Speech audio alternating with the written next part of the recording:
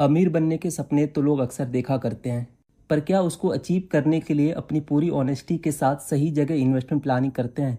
शायद इसका जवाब है नहीं।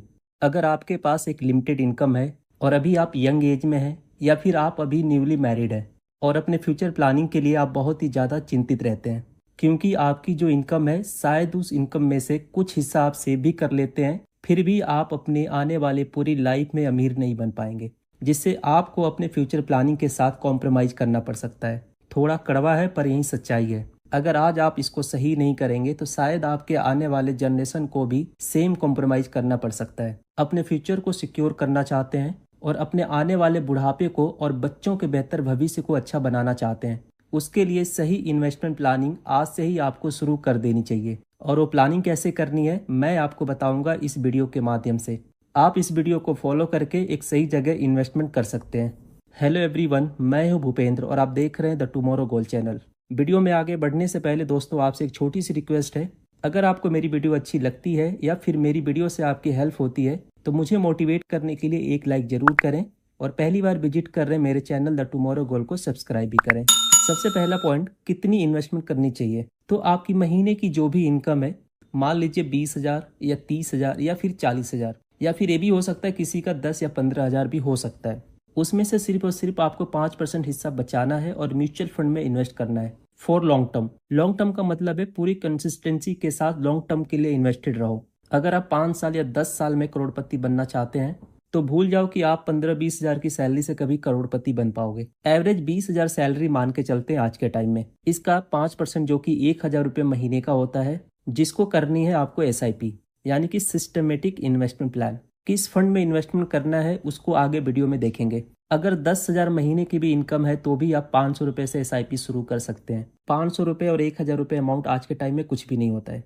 अगर किसी रेस्टोरेंट में बैठ के फैमिली के साथ खाना भी खाते हैं तो भी आप इससे ज़्यादा खर्च कर देते हैं, या फिर कहीं घूमने चले गए या फिर किसी रिलेटिव के पास चले गए तो भी आपका इससे ज़्यादा अमाउंट खर्च हो जाते हैं। तो ये जो मैं अमाउंट बता रहा हूँ, इतना अमाउंट कोई भी अफोर्ड कर सकता है महीने का इन्वेस्ट करने के लिए। अगर आपकी इनकम ज़्यादा है या फिर आपको लगता है आप महीने का इससे ज़्यादा अमाउंट इन्वेस्ट कर सकते हैं अपने आने वाले फ्यूचर प्लानिंग के लिए, तो आप ज़्यादा भी इन्वेस्ट कर सकते हैं। मैं 1,000 रुपये बहुत ही मिनिमम अमाउंट बता रहा हूँ जो आसानी से अफोर्ड किया जा सकता है, और इस 1,000 रुपये महीने के इन्वेस्टमेंट से एक टाइम पीरियड के बाद कैसे 5 करोड़ रुपए से ज़्यादा की वेल्थ बना सकते हैं, मैं आपको लाइव कैलकुलेशन इस वीडियो में दिखाऊंगा। तो इन्वेस्टमेंट करने के लिए SBI का म्यूचुअल फंड सजेस्ट करना चाहूँगा, क्योंकि SBI mutual fund most popular brand है और म्यूचुअल फंड इंडस्ट्री में SBI mutual fund number 1 AMC house है। तो SBI के किस फंड में इन्वेस्टमेंट करें जहां मैक्सिमम रिटर्न मिल सके। वैसे तो SBI के बहुत सारे म्यूचुअल फंड्स हैं, पर मैं आपको सजेस्ट करूंगा SBI कॉन्ट्रा फंड, क्योंकि पूरे SBI म्यूचुअल फंड में पास्ट में सबसे ज़्यादा रिटर्न स्मॉल कैप के बाद दूसरा जो फंड है कॉन्ट्रा फंड है, जिसने अपने पास्ट में बहुत ही बेहतर रिटर्न्स दिया है। रिटर्न्स वाइज देखा जाए तो इस फंड ने लास्ट 1 ईयर में 47.23% का रिटर्न्स दिया है, लास्ट 3 ईयर्स में 29.64% का रिटर्न्स दिया है, लास्ट 5 ईयर में 28.39% का रिटर्न्स दिया है, और सिंस इंसेप्शन रिटर्न्स की बात करें यानी कि जब से फंड लॉन्च हुआ है तब से इस फंड ने 19.99% का रिटर्न्स दिया है। दोस्तों, ये फंड 5 जुलाई 1999 को लॉन्च हुआ था, यानी कि पूरे 25 साल इस फंड को कंप्लीट हो चुके हैं, और 25 साल से इस फंड का जो एवरेज रिटर्न है 19.99% का है। अगर इस फंड में किसी ने 25 साल पहले अपना म्यूचुअल फंड स्टार्ट किया होता और महीने का सिर्फ 5,000 रुपये की SIP स्टार्ट किए होते, तो आज के डेट में जो टोटल वैल्यू बनी होती 4,30,48,027 रुपये की टोटल वैल्यू बनी होती। तो ये पावर है कंपाउंडिंग इंटरेस्ट का।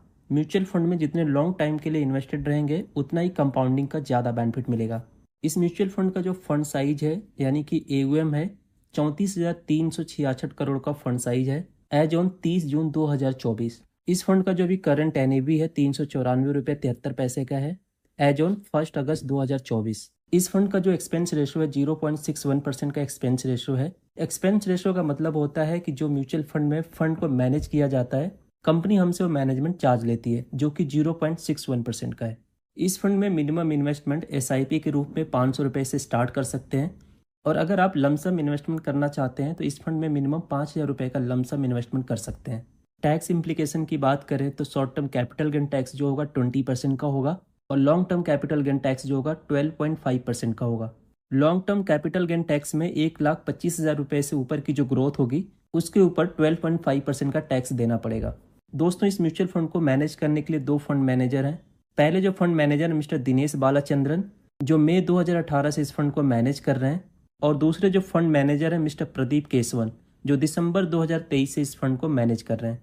सबसे इम्पोर्टेंट पॉइंट, जिस भी म्यूचुअल फंड में आप इन्वेस्ट करें, सबसे पहले आप देखें कि उस म्यूचुअल फंड के होल्डिंग्स क्या है।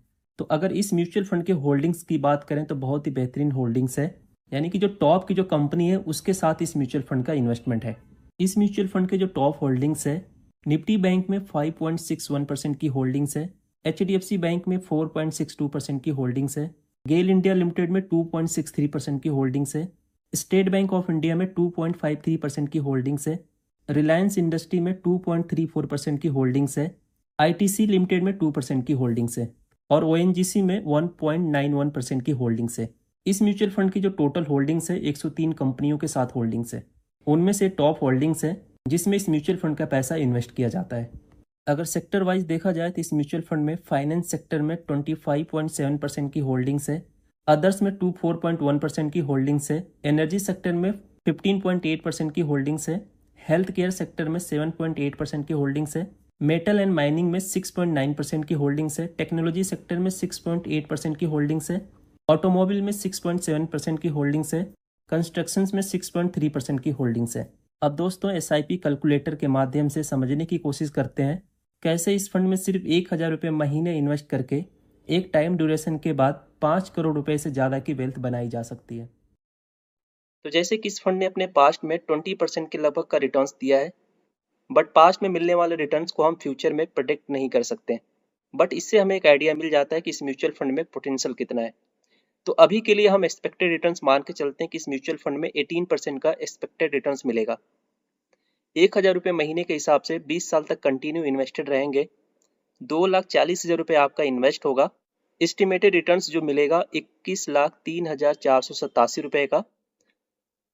आपके इन्वेस्टेड अमाउंट के साथ जो टोटल वैल्यू मिलेगी 23,43,487 रुपये का। और इसी फंड में अगर हम 5 साल और इन्वेस्टेड रहते हैं, यानी कि 20 की जगह पे 25 साल इन्वेस्टेड रहते हैं, तो टोटल इन्वेस्टेड अमाउंट हो जाएगा 3 लाख रुपए, जिस पे एस्टिमेटेड रिटर्न्स जो हमें मिलेगा 55,23,312 रुपए का। टोटल वैल्यू मिलेगी 58,23,312 रुपए। 5 साल के लिए और हम इन्वेस्टेड रहते हैं, यानी कि 30 साल तक कंटिन्यू इन्वेस्टेड रहते हैं इसी फंड में। 30 साल में जो टोटल हमारा इन्वेस्ट हो जाएगा 1,000 रुपये महीने के हिसाब से 3,60,000 रुपये का टोटल इन्वेस्टमेंट अमाउंट होगा, जिस पे एस्टिमेटेड रिटर्न्स जो मिल सकता है 1,39,65,289 रुपये का। इन्वेस्टेड अमाउंट के साथ जो टोटल वैल्यू मिलेगी 1,43,25,289 रुपये। तो अब यहाँ पे एक समझने वाली बात है कि आप 1,000 रुपये महीने का इन्वेस्टमेंट कर रहे थे, 30 साल तक कंटिन्यू इन्वेस्ट किया। मान लीजिए कि आपने 25 साल में अपनी इन्वेस्टमेंट जर्नी स्टार्ट कर दी। 55 साल के एज तक आते आते आप टोटल 3,60,000 रुपये इन्वेस्ट कर देंगे, जिसमें टोटल वैल्यू 1,43,00,000 रुपए तक की मिलेगी। 43 लाख रुपए को आप विड्रॉ कर लीजिए और 1 करोड़ रुपए को आप 10 साल के लिए और इन्वेस्टेड रहने दीजिए। इसके बाद यहाँ पे कोई इन्वेस्टमेंट नहीं होगा, आप 1 करोड़ रुपए को होल्ड करेंगे आने वाले 10 साल के लिए। 43 लाख रुपए जो आपका ऊपर का अमाउंट है उसको आप विड्रॉ करेंगे अपने आने वाले खर्चों के लिए। तो समझते हैं कैसे होल्ड करके 10 साल में इसको हम 5 करोड़ रुपए तक पहुंचा सकते हैं। तो अब यहाँ पे हम एक लमसम कैलकुलेट करेंगे, जिसमें हम 1 करोड़ रुपए को होल्ड करेंगे सेम इंटरेस्ट रेट के साथ। टाइम ड्यूरेशन को हम करेंगे 10 साल।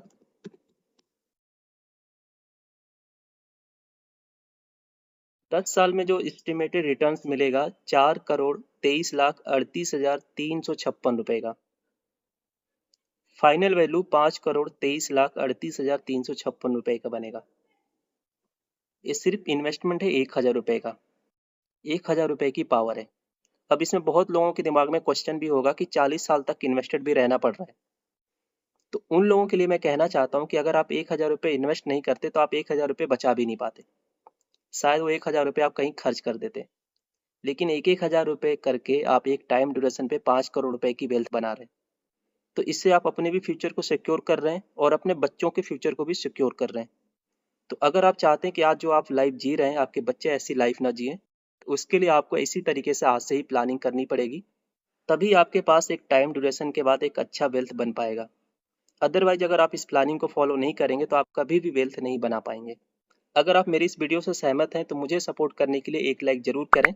मिलते हैं नेक्स्ट वीडियो में। जय हिंद।